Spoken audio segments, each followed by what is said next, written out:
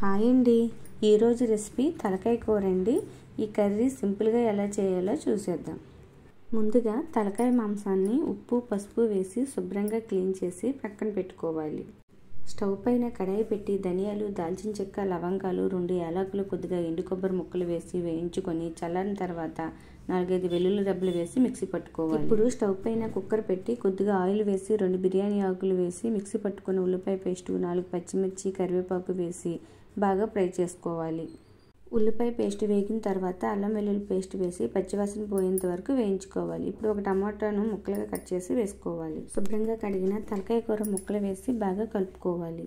ఇప్పుడు కొద్దిగా పసుపు, కారం, రుచికి సరిపడే ఉప్పు వేసి అంతా ఒకసారి బాగా కలిపి మూత పెట్టి 10 నిమిషాలు ఉడికించుకోవాలి. ఇప్పుడు తగినంత వాటర్ వేసి మూత పెట్టి 7-8 విజిల్స్ వచ్చేంత వరకు ఉడికించుకోవాలి.